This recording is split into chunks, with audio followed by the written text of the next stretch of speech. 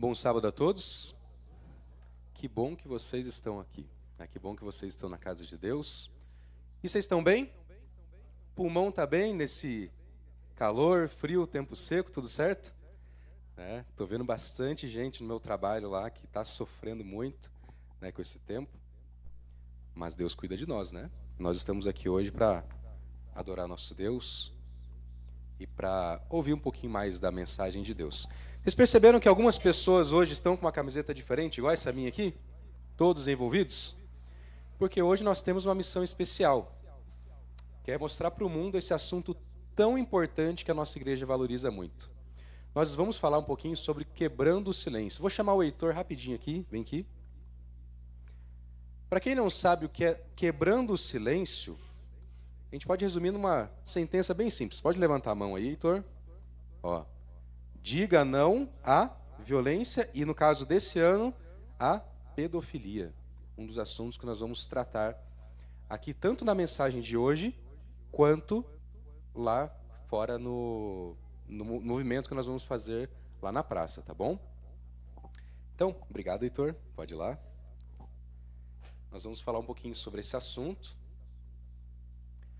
do quebrando o silêncio. Irmãos, a violência é algo bom ou é algo ruim? É algo ruim. E a violência é uma consequência do pecado, né? Logo que o pecado começou, nós temos ali nas primeiras páginas da Bíblia uma história de violência, onde Caim matou o seu irmão Abel. O pecado trouxe a violência para o mundo, infelizmente. E aquele mesmo mundo de Caim e Abel é o mundo que nós vivemos hoje. E é o mundo de violência, onde a violência acontece. Para vocês terem uma ideia, tem alguns lugares, alguns países, onde a violência é legalizada. Vocês sabiam disso? A violência é protegida em alguns países. Isso acontece. E em alguns outros lugares, a violência não é legalizada, mas ela é aceita culturalmente e socialmente, né? Com certeza vocês já viram alguma história de algum caso de que o homem bateu numa mulher ou jogou óleo quente na cara de uma mulher, normalmente no Oriente Médio, e fica por isso mesmo. A violência nesses lugares é socialmente aceita, culturalmente aceita, né? Aqui no país onde nós moramos, né, no Brasil, a violência não é nem politicamente, nem socialmente, nem culturalmente aceita. Graças a Deus, aqui nesse lugar, ninguém gosta de violência, ninguém aceita a violência no nosso país. Mas vocês acham que isso, o fato de ninguém gostar e aceitar a violência, impede que a violência aconteça? Não. No ano passado, por exemplo, né, no Quebrando o Silêncio, a Lucinha trouxe para nós aqui a mensagem da violência obstetrícia. Vocês lembram quando ela falou sobre isso? Que é quando ali os direitos da mulher na hora do parto não são respeitados, né? Violência obstetrícia. Isso acontece muito. Esse ano, o tema central é infância ameaçada, né? A violência contra a criança e contra o adolescente. E a violência, meus irmãos, ela continua presente e fazendo muitos estragos nos dias de hoje. Mesmo nessa sociedade moderna, mesmo num país que ele não deixa impune a violência, mesmo que ninguém aceite a violência, e nem na prisão, né? Eu já ouvi falar que se alguém que cometeu estupro ou pedofilia vai preso, ele sofre na prisão também. Ninguém aceita, nem os bandidos não aceitam isso, né? Mas acontece. Mas mesmo assim ela continua fazendo estragos e ela continua presente na nossa sociedade. E é por isso que é importante que nós, como igreja, tratemos desse assunto. Nós somos a luz do mundo. O mundo é escuro. Esse mundo é cheio de pecado, mas nós somos a luz do mundo. E hoje, o que nós vamos fazer lá é levar a luz para o nosso mundo e para a nossa cidade. Esse é o nosso objetivo, é a nossa missão. Só para vocês terem uma ideia. No Brasil, no ano passado, ocorreram 822 mil casos de estupro. São 2 casos por minuto. Nós estamos 1 hora aqui na igreja. Durante esse tempo que nós estamos aqui, estão acontecendo vários casos de estupro no Brasil. Só no Brasil, que é um país que ninguém aceita isso. Olha só que tema importante. Acontece muito, 2 casos por minuto, só aqui no Brasil, né? Só que qual que é o maior problema? Isso é uma estimativa do que acontece no Brasil. Mas somente 8,5% desses casos chega ao conhecimento da polícia e chega ao conhecimento das autoridades. Então a maioria dos casos não é tratado. Nem o agressor e nem a vítima. Porque fica escondido essa informação. Fica escondido o que aconteceu. Para vocês terem uma ideia também, de 2009 a 2019, então durante um período de 10 anos, ocorreram 63.309 casos de criança de 0 a 10 anos que sofreram abuso. 0 bebês. 0 a 10 anos no Brasil. Isso foi o que chegou ao conhecimento das autoridades, no período de 10 anos. E nesse mesmo período de 10 anos, 98.221 casos de abuso de jovens e crianças entre 11 e 20 anos.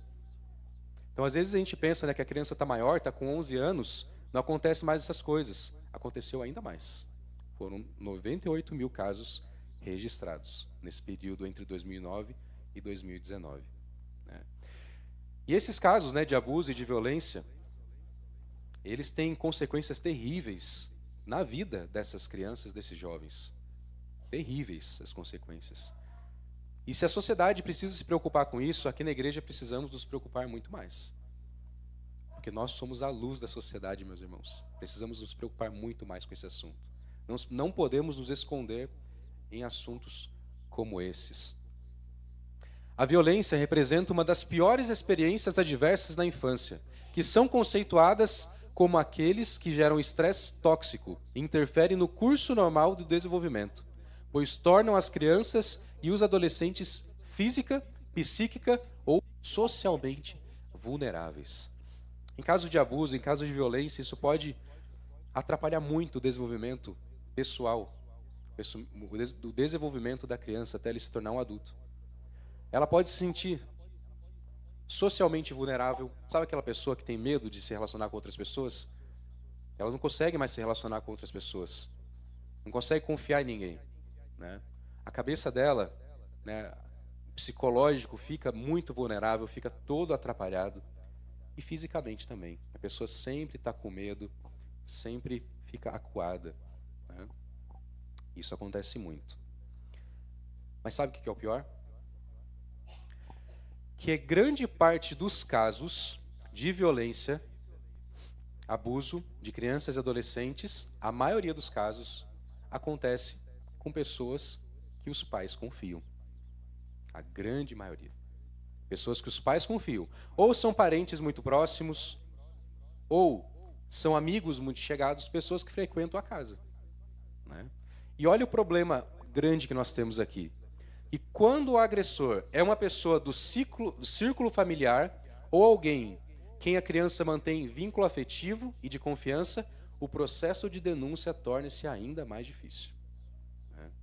Por diversos fatores. Não sei quantos aqui moram em prédio, em condomínio, apartamento. Hoje, existe uma lei no Brasil que se você mora em apartamento e você fica sabendo de um caso de denúncia, um caso de abuso ou violência, você é obrigado a denunciar. Eu já fui síndico de prédio e aconteceram alguns casos nesse período que eu era síndico e denunciei. Liguei lá para a polícia. Tem os números corretos também para você ligar para casos específicos de violência, principalmente contra a mulher e contra a criança ou contra o idoso. E nós precisamos fazer nossa parte, não podemos nos omitir. Mas olha só, principalmente nesses casos. Quando é alguém muito próximo da criança, é muito mais difícil de vir à tona esses casos. O que acontece? Acontece a síndrome do segredo. Quando a criança é muito próxima de quem comete a agressão, a síndrome do segredo é a dificuldade de crianças e adolescentes vítimas de violência revelarem tais experiências por alguns fatores que podem estar presentes na dinâmica de relação com o agressor. Muitas vezes, o agressor ele ameaça a vítima. Ele ameaça, se você contar para alguém, vai acontecer isso com você. Ele ameaça. Muitas vezes, a criança ou adolescente é tão próximo do agressor que ela fica sem entender o porquê aconteceu aquilo. Não quer prejudicar o outro e também não faz a denúncia. ela omite essa denúncia. E isso é a síndrome do segredo, principalmente quando tem aí essa relação mais próxima da vítima com o agressor. E muitas vezes também, que é algo terrível, aquela criança que foi a vítima, ela tem um sentimento de culpa. Acha que foi culpa dela ter acontecido aquilo. Então acontece esse tipo de coisa também. Outro fator importante. Como os pais devem se posicionar em casos como esse? Primeiro, os pais e as mães, mas aqui nesse ponto vamos falar especificamente dos pais, precisam estar atentos em todos os casos e todas as situações. Precisam estar atentos. E Deus livre, né, de acontecer algo aqui desse tipo, ou com alguém que você ama, alguém que você conhece, como reagir numa situação dessa? Olha só que interessante essa pesquisa. 37% dos pais expressam acolhimento, compreensão. Então, ó, 1/3 dos pais, quando ficam sabendo desse caso com o filho, eles expressam ali acolhimento e compreensão com a criança. 1/3. Mas olha só, 2/3 demonstram agressividade e culpa. Eles culpam o próprio filho, a própria filha, a própria criança. Principalmente nos casos de criança que relataram abuso sexual intrafamiliar, em comparação com os casos de abuso sexual extrafamiliar. Vocês entendem que a maioria dos pais fazem tudo aquilo que não é para fazer? Então esse é um assunto que precisa ser tratado. Não é um assunto muito fácil de tratar, mas precisa ser tratado. Além, né, desse sentido aqui de mostrar acolhimento ou os pais culparem, né, mostra que nessa faixa aqui dos pais que culparam a própria criança ou trataram a criança com agressividade, essas crianças todas dessa pesquisa, elas mostraram muito medo, vergonha, insegurança e inadequação depois que sofreram o abuso. Elas não se recuperaram daquela experiência terrível que elas tiveram por conta do comportamento do pai, de tratar a criança de forma agressiva e não compreender o sentimento da criança. Elas ficaram depois durante muito tempo ainda com a sensação de vergonha, medo e insegurança. As outras que foram tratadas de maneira correta, com acolhimento e compreensão, foi diferente. Elas superaram muito mais rápido esses sentimentos que atrapalham no desenvolvimento da criança e do adolescente. Além da figura paterna, tem a figura materna também, que é muito importante, né? O pai e a mãe agem de maneira diferente, em tudo. E nesse sentido também. Um aspecto relevante para o prognóstico positivo das vítimas diz respeito à forma como as mães lidam com a situação.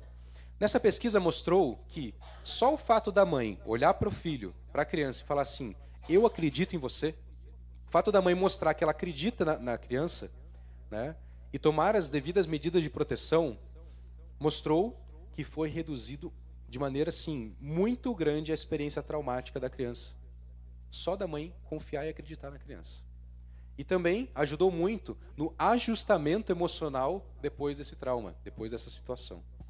Né? Nesse mundo de pecado, a violência ela acontece. E acontece muitas vezes escondida. E é por isso que precisamos tratar desse assunto e estar sempre muito atentos. Como eu falei para vocês, muitas vezes o agressor é alguém conhecido e alguém que aparentemente nunca faria aquilo. Bom, o agressor não chega com um aspecto que ele vai fazer alguma coisa desse tipo. Ele é alguém que aparenta ser alguém que nunca vai fazer aquele tipo de coisa.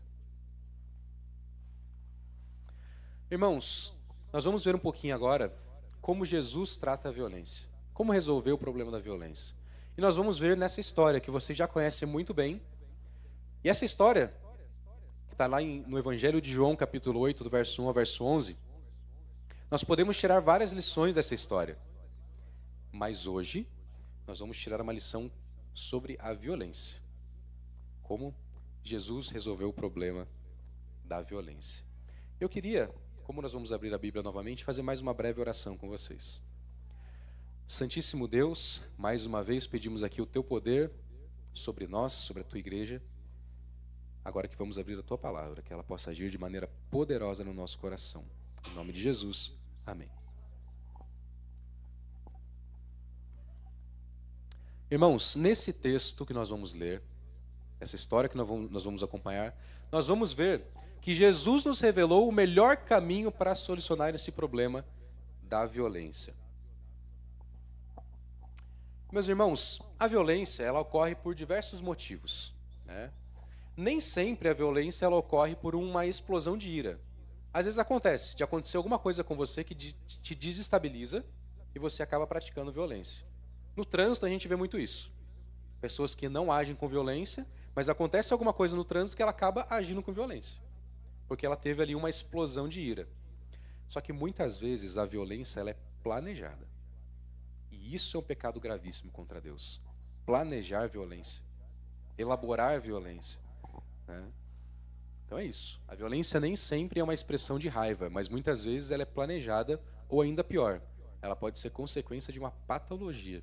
Infelizmente, existem pessoas que são psicopatas. Já viram casos de pessoas que elas praticam violência e não sofrem nem um pouquinho com aquilo? Não sentem remorso, não sentem nada.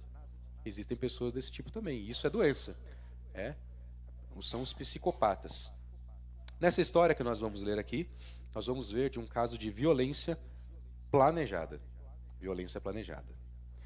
O que aconteceu então? Jesus estava lá, ele estava ensinando. E alguns homens que eram supostamente religiosos, eram homens da igreja, homens religiosos da igreja, eles vieram até Jesus com uma violência planejada. Vamos acompanhar a leitura, a partir do verso 1. Diz assim: Jesus, no entanto, foi para o Monte das Oliveiras, de madrugada. Voltou novamente para o templo, e todo o povo se reuniu em volta dele. E Jesus, assentado, os ensinava. Então os escribas e fariseus trouxeram à presença dele uma mulher surpreendida em adultério. E fazendo-a ficar em pé no meio de todos, disseram a Jesus: Mestre, essa mulher foi surpreendida em flagrante adultério.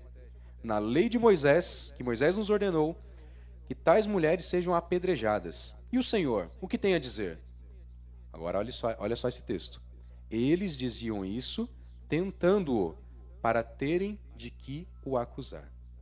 Então olha só essa cena, né? Aqueles homens trouxeram aquela mulher, arrastando aquela mulher. Eu não sei como vocês imaginam a cena, mas eu imagino aquela mulher desesperada, apavorada, chorando, triste. E aí eles jogam aquela mulher perante Jesus e falam isso para ela. Pegamos ela em adultério. Foi flagrante, nós vimos essa cena. Moisés mandou apedrejar. E o Senhor, o que vai mandar a gente fazer aqui? Tem alguns pontos que a gente pode considerar nesse verso. Nós nunca lemos esse verso entendendo que aquela mulher era inocente, certo? Vocês acham que aquela mulher era inocente? Não? O estudo de hoje trouxe algo que pode colocar dúvida em nós aqui. Parecia ser uma armação. Qual que era o objetivo deles em trazer aquela mulher diante de Jesus? Era por causa da mulher? Não. Era por causa de quem? Jesus. Eles estavam querendo armar uma armadilha para Jesus. Detalhe importante. Quando eles jogaram aquela mulher, eles falaram que ela foi pega em flagrante adultério. Ou seja, ela estava no ato do adultério. Alguém comete adultério sozinho? Então onde que estava o homem que estava adulterando com aquela mulher? Onde que estava aquele homem? Então naquele momento, se eles tivessem realmente pego ela no ato de adultério flagrante, segundo a lei de Moisés, o homem também devia estar ali para ser apedrejado. Então tudo parece ser que eles estavam cometendo um ato de violência. Eles queriam cometer um ato de violência contra aquela mulher. Talvez ela nem tenha feito aquilo, talvez sim, mas talvez não. Somente para fazer essa armadilha para Jesus. Foi um ato de violência planejado. Irmãos, abrindo um parêntese aqui, né? Da mesma maneira que nós lemos esse verso e às vezes não conseguimos ver todo o contexto, esse contexto de onde estava aquele homem que cometeu adultério com essa mulher, muitas vezes na violência doméstica, no abuso, crianças e adolescentes eles não conseguem perceber a malícia do que está acontecendo. Talvez nós, se estivéssemos ali na presença de Jesus, nós concordaríamos com aqueles homens.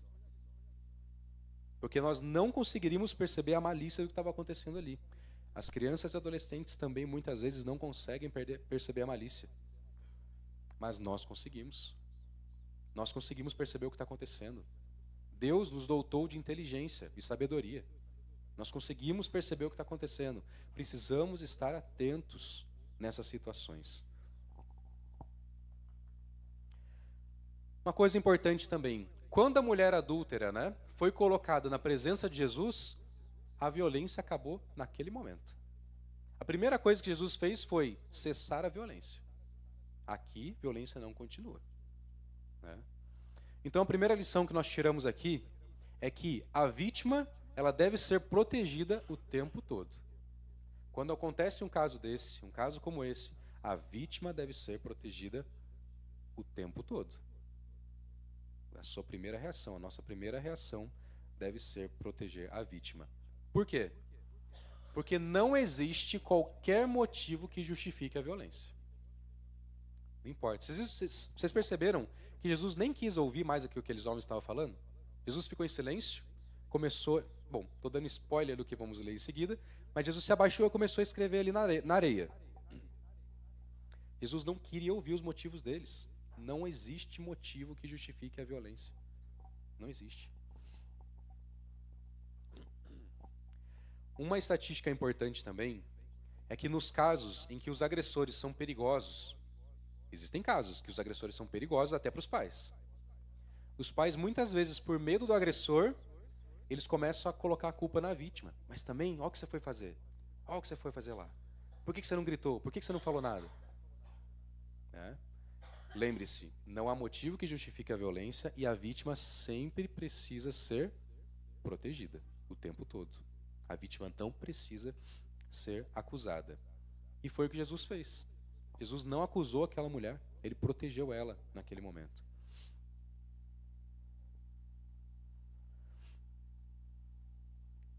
Deixa eu só pegar uma água aqui.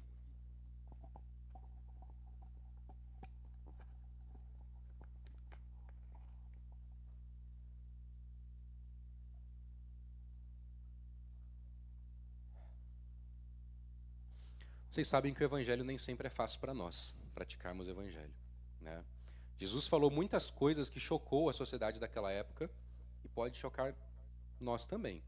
Então eu pergunto para vocês estão preparados para o próximo slide aqui? Estão preparados? Estão com o coração aberto? Tem certeza? Tão importante salvar e proteger a vítima, como revelar à parte agressora a malignidade de seu ato e tentar converter sua conduta criminosa em arrependimento. Olha que texto forte. É difícil para nós, Imagina alguém cometer um ato de violência contra um filho seu, contra uma criança que você conhece. Você ainda pensar naquela pessoa e tentar convencer ela do pecado e pensar na salvação dela. Como isso é difícil. Eu vou abrir um parêntese rapidinho. A Bíblia nos conta a história de um rei de Israel, que ele até hoje é conhecido como o pior rei de todos os tempos de Israel. Alguém sabe o nome desse rei? Manassés. Manassés era um rei pior que Acabe, pior que Jezabel, pior que todos. Entre as coisas que Manassés fazia, para vocês terem uma ideia da crueldade da violência dele. Quando ele assumiu o trono de Israel, a primeira coisa que ele fez foi mandar matar o profeta Isaías. Um dos maiores profetas que já existiu, que pregou sobre a primeira vinda de Jesus. A primeira coisa que ele fez é mandar matar Isaías, e não foi qualquer tipo de morte. Ele mandou serrar Isaías ao meio. Olha a violência. E ele era um rei de Israel, era um rei do povo de Deus. Rei de Israel. Além disso, o rei Manassés adorava muitos deuses, incluindo o que a Bíblia chama de o terrível e nojento deus Moloque. Vocês conhecem a história. Moloque era uma estátua que eles adoravam, tinha os braços de metal, eles colocavam fogo embaixo desses braços de metal e eles sacrificavam bebês ali em cima. Aquele braço quente, em chamas, pegando fogo, eles colocavam bebês em cima daquele braço para serem sacrificados e adorar o deus Moloque. Eu lembro que quando eu era criança, essa foi uma das histórias que mais me traumatizou quando eu vi. É muito chocante. Deus Moloque. E Manassés adorava o Deus Moloque. Ele fazia isso. E por mais incompreendível que seja para nós, em algum momento, Manassés encontrou a Deus. O Espírito Santo tocou o coração de Manassés. E naquele grande dia, quando estivermos no céu, pode ser que você esteja andando, esbarre alguém e fala: "Ô, desculpa, como é seu nome?" Ele vai responder para vocês: Manassés. Porque houve uma segunda chance para Manassés. Então, meus irmãos, é duro dizer isso. Talvez nosso coração não compreenda, nossa mente não compreenda, mas todo mundo tem a chance de salvação. Muitas vezes nós não queremos dar salvação para aquele que nos agride. Mas Jesus queria salvação até mesmo daqueles que estavam agredindo ele lá na cruz.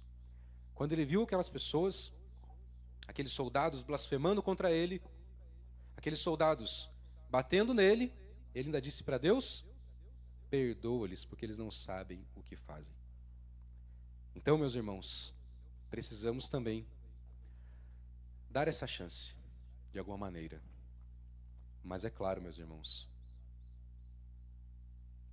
dar uma chance e pensar na salvação dos agressores não é ser ingênuo. Não é ser ingênuo. Os agressores têm que sofrer as consequências dos atos deles. Dai a Deus o que é de Deus, dai a César o que é de César. Perante César, ele tem que sofrer o que ele precisar sofrer. Prisão, o que precisar. Mas perante Deus, nós precisamos dar essa chance.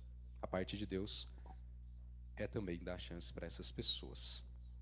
Vamos continuar a história. Mas Jesus, inclinando-se, escrevia na terra com o dedo. E eles insistiram na pergunta. Jesus se levantou e lhes disse: de quem vocês estiver sem pecado, seja o primeiro a tirar uma pedra nela. Inclinando-se novamente, continuou a escrever no chão. Mas eles, ouvindo essa resposta, foram saindo um por um, a começar pelos mais velhos até os últimos, ficando só Jesus e a mulher diante dele. No livro O Desejado de Todas as Nações, Ellen White nos traz uma luz sobre o que Jesus estava escrevendo lá naquele chão, lá na terra. Diz assim: ali, traçados perante eles, achavam-se os criminosos segredos de sua própria vida. Então, quando Jesus fez aquela pergunta, aquele que não tiver pecado que atire a primeira pedra, eles estavam lendo o próprio pecado deles no chão.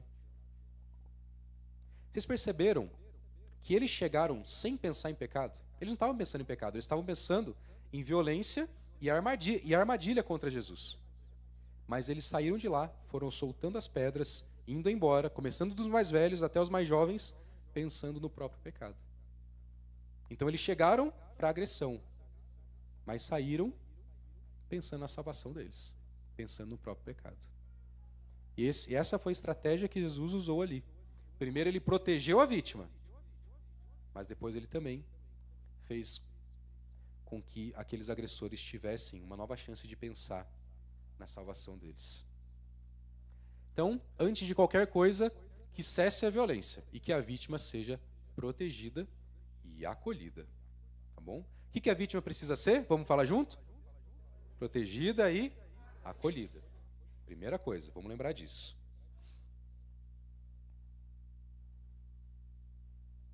Interessante que Jesus deu uma aula no chão. E ele fez o próprio projeto quebrando o silêncio dele ali no chão. Ele quebrou o silêncio sobre as coisas que estavam acontecendo. Ele demonstrou também ali seu poder e sua graça. E uma coisa importante, ele transferiu, aquela mulher, ela chegou lá se sentindo culpada. E o que Jesus fez foi transferir a culpa da mulher para os agressores. E é algo que precisa ficar muito claro para nós nos casos de violência. A vítima não é culpada. O culpado é o agressor. E normalmente ela se sente culpada. Esse é um dos maiores relatos da vítima, que ela se sente culpada. E essa culpa nós precisamos transferir também para o agressor.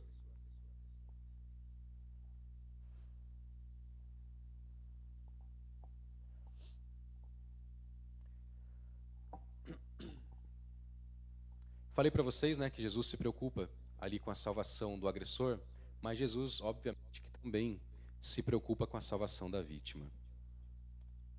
último texto aqui, desse verso.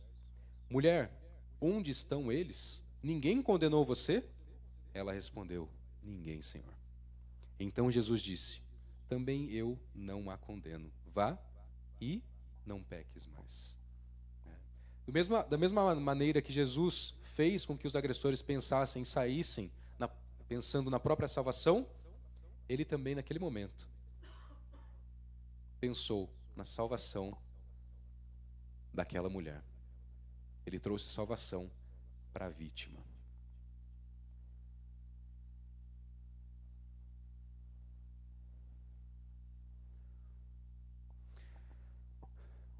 Irmãos, nós todos aqui somos pessoas de Deus, somos pessoas que buscamos a Cristo, mas talvez você esteja passando por um problema onde talvez você seja vítima ou seja agressor. Nós aqui estamos tratando de apenas um caso de violência, mas existem vários. Talvez você seja vítima ou agressor, ou você conheça alguém que esteja passando por esse problema de agressão, de violência. Hoje é um dia de libertação. De uma maneira um pouco mais ampla, meus irmãos, quando você quebra os mandamentos de Deus, você está agindo com alguma forma de violência. Porque os mandamentos de Deus, os 10 mandamentos, metade são em honra a nosso Deus. E tudo aquilo que está do outro lado dos mandamentos, que falam sobre amor ao próximo, tudo aquilo que está lá, se você quebrar, é um ato de violência. Todos nós somos pecadores. Querendo ou não, nós pecamos. Todos os dias. Então hoje é um dia de graça, um dia de libertação, um dia de perdão, não apenas para os casos de agressão, mas para todos nós. Para todos nós. E eu queria que você saísse da igreja hoje, meus irmãos, sabendo que Jesus perdoa os seus pecados. E eu quero que você chegue também. Você sai daqui da igreja com a consciência e o desejo de encontrar pessoas que eram más, mas foram remidas pelo sangue de Jesus lá no céu também. Esse é o nosso objetivo. O mundo é escuro, nós somos a luz do mundo. E se nós vamos sair para pregar agora, você pode estar entregando um folheto para uma pessoa que está sendo o agressor. Só que você precisa entregar esse folheto para ela, querendo a salvação dela. E a salvação também das pessoas que estão sofrendo. Quebre o silêncio em seu coração.